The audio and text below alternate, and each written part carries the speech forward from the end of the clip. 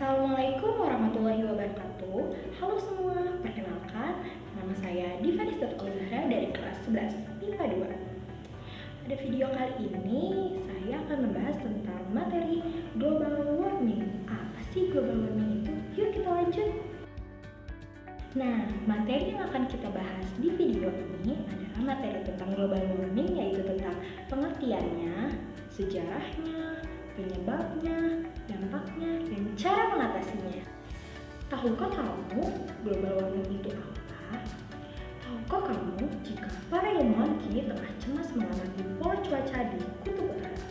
Wilayah Siberia diketahui suhu kota Verkhoyan, salah satu kota Siberia, terdeteksi di angka 38 derajat Celcius pada tahun 2020 lalu.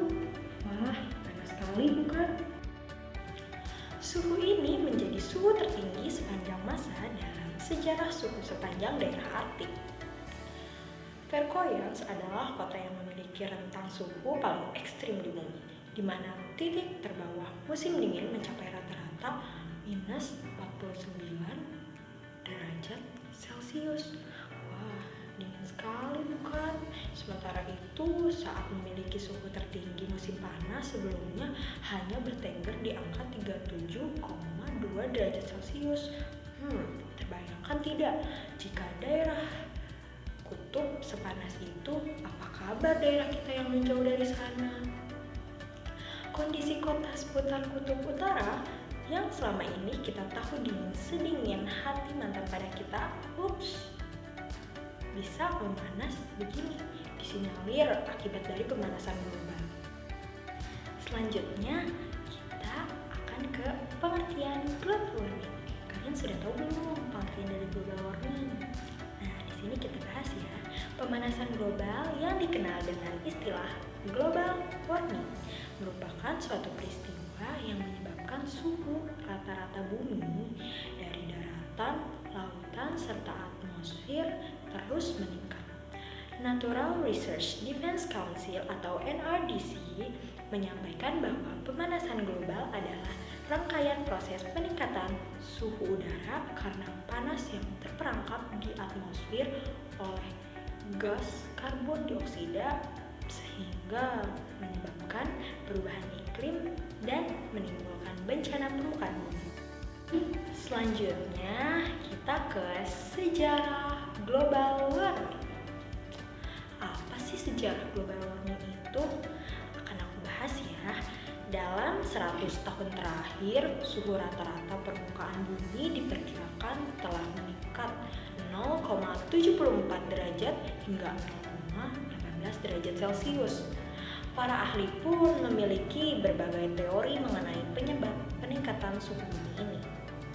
Global warming dimulai ketika revolusi industri berlangsung di akhir abad ke-19.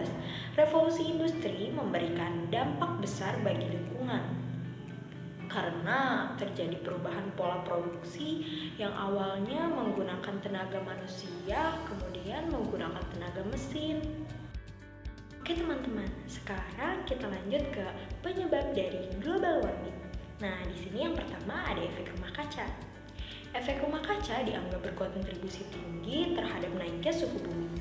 Energi panas yang dihasilkan oleh matahari seakan terjebak pada permukaan bumi, sehingga suhu bumi secara keseluruhan meningkat. Pada peristiwa efek rumah kaca ini, panas yang dipantulkan oleh permukaan bumi tersebut tidak dapat menembus atmosfer bumi. Sebabnya terjadi penumpukan elemen gas rumah kaca di atmosfer, seperti karbon dioksida, uap air, sulfur dioksida, dan juga metana.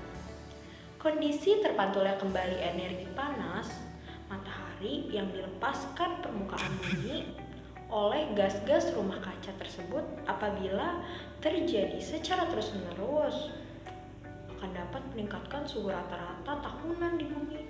Wah, bahaya sekali ya teman-teman. Oke, selanjutnya kita ke penyebab yang kedua, yaitu peningkatan polusi. Pencemaran udara akibat gas buang kendaraan bermotor sebagian besar berasal dari bahan bakar fosil. hasil pembakaran bahan bakar fosil seperti bensin dan solar menjadi salah satu penyebab meningkatnya jumlah gas rumah kaca pada atmosfer. Tidak hanya polusi dari kendaraan bermotor saja teman-teman, sebab sektor pertanian, peternakan, dan perkebunan juga berperan dalam kenaikan kadar gas rumah kaca. Misalnya, peternakan sapi yang menghasilkan gas metana, kemudian pupuk yang digunakan para petani kebanyakan mengandung gas nitroksida. Nah, yang ketiga ada efek umpan balik, penguapan air, awan, dan es. Peningkatan suhu bumi berakibat terhadap naiknya permukaan air laut. Permukaan air laut yang semakin meningkat berpengaruh terhadap kadar gas rumah kaca. Sebab air atau H2O merupakan salah satu unsur dari gas rumah kaca yang dapat memantulkan energi panas kembali ke permukaan bumi. Nah, fenomena awan ini cukup unik ya, karena jika pengamatan dilakukan dari permukaan bumi, awan terlihat memantulkan kembali energi panas yang berbentuk radiasi inframerah.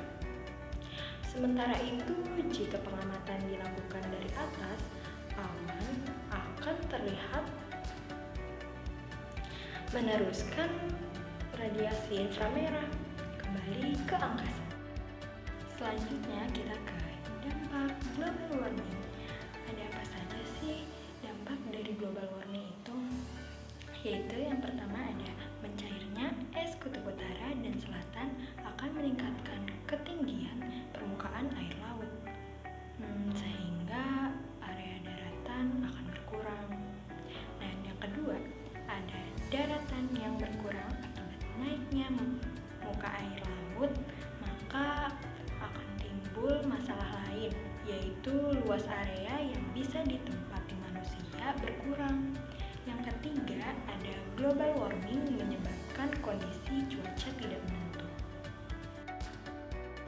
Nah, materi kita yang terakhir yaitu cara mengatasi global warming. Apa saja sih cara mengatasi dari global warming? Itu yang pertama ada mengurangi pemakaian bahan bakar fosil guna mengurangi kadar gas rumah kaca yang dihasilkan oleh asap kendaraan bermotor. Dan yang kedua, bersepeda, berjalan kaki, atau menggunakan transportasi massal untuk menekan risiko polusi kendaraan. Dan yang ketiga, ada mengurangi penggunaan peralatan dan mesin berbahan bakar minyak bumi. Oke teman-teman, selesai sudah video tentang global warming ini.